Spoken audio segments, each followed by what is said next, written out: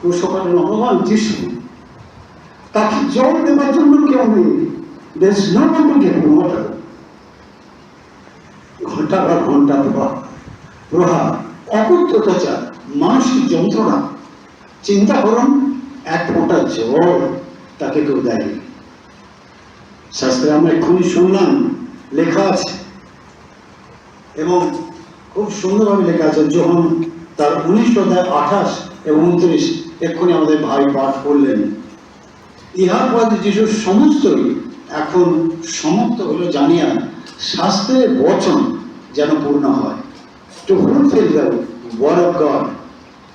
এই জন্য কহিলেন, আমার পিপাসা পাইয়াছে। কি কঠিন! এক মানুষ পড়ে আছে মৃতপ্রায়, জল চাইছে, আমার পিপাসা পাইয়াছে। সেই স্থানে শিখাপূর্ণ একটি পাত্র ছিল। দেখুন মানুষ কেমন, যারা আশেপাশে দেখছিল। See those people around him. তারা কি করলো?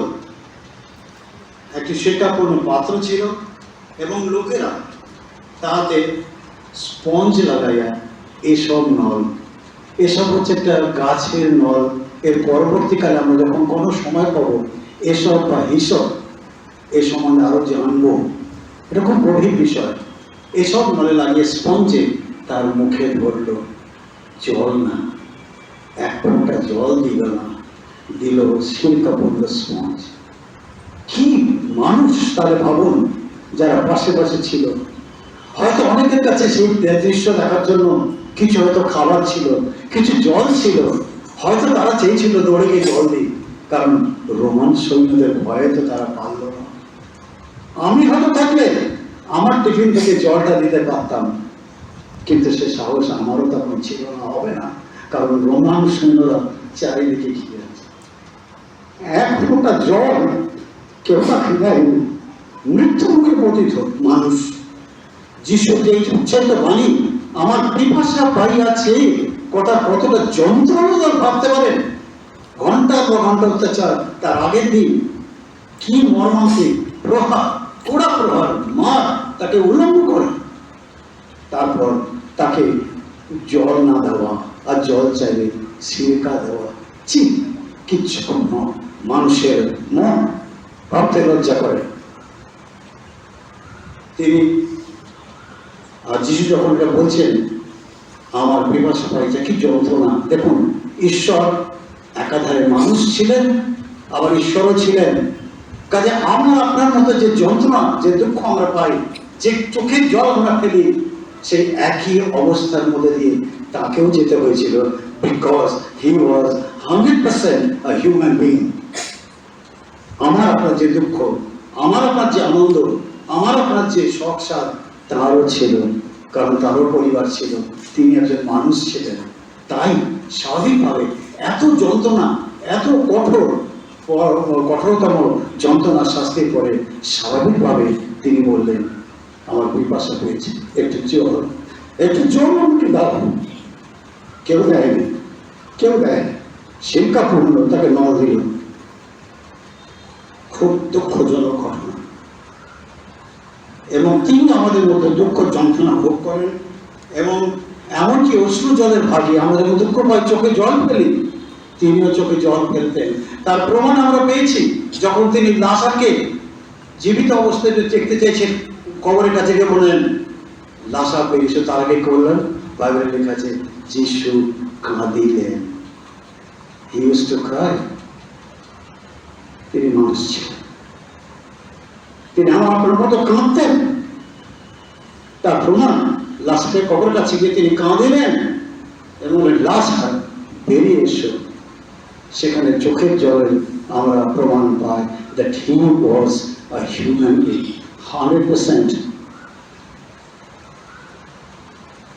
আবার অন্যদিকে যখন দেখতে পাই যে তিনি শতকরা ঈশ্বরও ছিলেন, তিনি আমার আপনার জন্য চরম যন্ত্রণা ভোগ করলেন, so that we can be free from our sins, আমরা যেন পাপ থেকে মুক্তি পাই।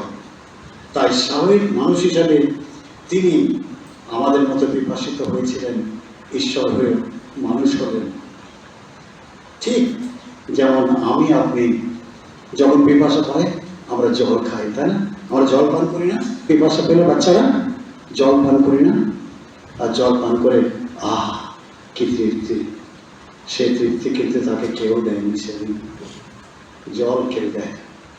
হয়তো জল দিলে একটু তেষ্টা মিটত, বলতে পারতেন তিনি, কিন্তু সে স্কোপ তার ছিল না, সে সময়, সে সুযোগ তার ছিল না। সমগ্র বিশ্বের ভেবে দেখুন, সমগ্র বিশ্বের যিনি সৃষ্টিকর্তা, যিনি জল, স্থল, আকাশ পৃথিবী নির্মাণ করেছেন, তাঁর পিপাসার জল নেই। He has not drinking water. কি দুঃখ! যে সৃষ্টি করেছেন সবকিছু, আজ তার জল নেই, তাকে দেওয়া দেওয়ার কেউ নেই। খুব চিন্তার বিষয়টা। আজ তিনি পিপাসিত, তার জল নেই। জলের আর এক নাম আমরা জানি, আমরা পড়েছি। বাচ্চারা বলতে পারে জলের এক নাম কি? বা জীবন। ভেরি গুড, পড়াশোনা করে তার নাম, ভেরি গুড। জলের আর এক নাম জীবন। জল জীবন দান করে। It gives you life. যেখানে জল সেখানে জীবন। আর শিক্ষা হচ্ছে মৃত্যুর একটা প্রতিশ্রুতি। শিক্ষা তো মৃত্যুর প্রতিশ্রুতি, জলটা হচ্ছে জীবন। কারণ শিক্ষা গ্রহণ করার পর যিশু প্রাণ ত্যাগ করলেন, লেখা আছে বাইবেলে। তাহলে শিক্ষা হচ্ছে মৃত্যুর প্রতিশ্রুতি, আর কিছু নয়। কিন্তু জল হচ্ছে জীবন, জলের মধ্যে জীবন আছে। এবং যিশু সেই শিক্ষা গ্রহণ করার মধ্যে যখন প্রাণ ত্যাগ করলেন, তার মধ্যে দিয়ে আমাদের অনন্ত জীবনের অধিকারী করে গেলেন। দেখো, আমি প্রাণ দিলাম তোমার জন্য, যাতে তুমি পরিত্রাণ পেতে পারো। আমরা প্রত্যেকে সেই পরিত্রাণের ভাগী হতে পারি। তাই তিনি তার প্রাণ দিলেন শিক্ষা গ্রহণের মধ্যে দিয়ে। যখন আমরা 4 অধ্যায় দেখতে পাই যে যিশু হচ্ছে জীবন্ত জলের আধার। Is the source of life. Is the source of life. জীবন্ত জলের আধার, source of water of life. তার কাছে জীবন জল আছে। আমরা একটা উদাহরণ পাই, সেই সমরীয় নারী এবং যিশুর ঘটনা। সমরীয় নারী কোন ধারে বসে আছে, জল তুলছে। যিশু তার কাছে এলেন, বলে, হে নারী, আমাকে একটু পানের জল দাও। সে বললেন, আমি সমরীয়, আপনি যিহুদি, কি বলছেন? আমি আপনাকে জল দিতে পারি না, আমাদের নিয়ম নেই সমাজে। কিন্তু যিশু তাকে বললেন, নারী, তুমি যদি জানতে কে তোমার কাছে জল চাইছে, তাহলে তুমি কথা বলতে না। যে জল আমি তোমাকে দেব, সেই জল পান করলে তুমি জীবনে কখনো তৃষিত হবে না, তোমার জীবন অনুয়ে ভরে যাবে। যে জীবন জল আমি তোমাকে দেব, তা কখনো পান করলে তোমার পিপাসা পাবে না। সেই নারী দৌড়ে গিয়ে তার গ্রাম সকলকে যিশু কথা বলেছিল, দেখো, এমন একজন আছেন যিনি জীবন জল দান করেন।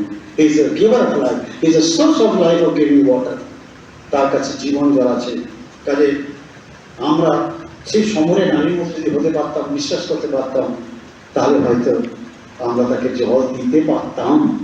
সে পারেনি, যিশু তাকে যে জল দিয়েছিলেন, তাতে সে জীবন জলের অধিকারী হয়েছিল। আর যিশু যে আমাদের জন্য প্রাণ ত্যাগ করবেন, খুশি যে মারা যাবেন, এটা আমরা একটু আগে শুনলাম, আমাদের অরিজিন ভাই বললেন, বহু বছর পূর্বে শাস্ত্রের উল্লেখ ছিল। এবং এটা ঈশ্বরের পরিকল্পনা ছিল যে আমার পুত্রকে আমি জগতে পাঠাবো, আগে ভাববাদের পাঠাবো, যদি তারা তাদের কথা না শোনে, আমি লাস্টে আমার একমাত্র পুত্রকে পাঠাবো, এবং সে তার মৃত্যুর মধ্যে দিয়ে মানুষকে জীবনের উত্তরণের পথ বলে দেবে। He will give the life through his death. এবং এটা ছিল বহু বছর আগে। এবং ভবিষ্যৎবাণী করেছিলেন তখনকার যারা ভবিষ্যৎ বক্তারা ছিলেন, তারা ভবিষ্যৎবাণী করেছিলেন যে খ্রিস্ট মৃত্যুবরণ করবেন। গীত সংহিতা 29 অধ্যায় যদি আমরা দেখি, 21 পদে সেখানে লেখা আছে, আবার লোকে আমার খাদ্যের জন্য বিষ দিল, খাওয়ার তো দিল না, দিল বিষ, poison. The creator of the universe, creator of you and me, is having poison, asking for food. কখন হয়? খাদ্য চাইছে, দিচ্ছে বিষ। পিপাসায় দিল অম্ল রস, অম্ল রস, টক রস, যা খেয়ে তেষ্টা মেটে না। The giver of life, the creator of the universe, তার খিদে পেয়েছে, তার খাদ্যের জন্য বিষ আছে, পানের জন্য অম্ল রস আছে, জল নেই, there is no water. যে পিপাসা বা তৃষ্ণার কথা যিশু বলছেন, এখানে উল্লেখ করছেন, খুব চিন্তা করি, সেটা হলো আধ্যাত্মিক তৃষ্ণা, not physical thirst, it is spiritual thirst. আধ্যাত্মিক তৃষ্ণার কথা বলছেন, অর্থাৎ তার প্রিয় সৃষ্টি মানুষ যখন ফিরে আসবে পাপের পথ থেকে, তখন তার তৃষ্ণা মিটবে, তার আগে নয়। His thirst is for people, those who are gone astray, যারা বিপদে চলে গেছে, তারা যখন ফিরে আসবে তার পথে, তখন তার তৃষ্ণা মিটবে। তিনি বলবেন, আহ কি তৃপ্তি, আমার মানুষ আমার কাছে ফিরে এসছে। সেটাই হচ্ছে তৃপ্তি, পিপাসা। এবং তাই তিনি বললেন, অর্থাৎ তার প্রিয় সৃষ্টি মানুষ যখন ফিরে আসবে তখন। আর মানুষ, কিন্তু এখনকার মানুষ আমরা সে আধ্যাত্মিক তৃষ্ণা থেকে অনেক দূরে। আমাদের আর্থিকতা কথাই নেই, আমাদের কি আছে? আমাদের নানা রকম তৃষ্ণা আছে। কেউ ধনের জন্য তৃষ্ণা, আমার টাকা পয়সা আরো চাই, আরো চাই। That is called thirst for wealth. ধনের তৃষ্ণা আছে। আর কিসের তৃষ্ণা আছে? উচ্চ পদ লাভের জন্য, উঁচু জায়গায় গিয়ে আগে বড় বড় চেয়ারে বসবো, সেটাও একটা তৃষ্ণা। সে ট্রেনিং থাকুক তাই না থাকুক, এটা একটা তৃষ্ণা। আরো তৃষ্ণা আছে, কেউ বা সমাজের প্রতিপত্তি, মমনা চমড়া হতে চায়, সেটাও একটা তৃষ্ণা, থার্স্ট। এগুলো হচ্ছে সব বাজে থার্স্ট, পাপ সিক্ত থার্স্ট, এগুলোর মধ্যে কোনো ইয়ে নেই।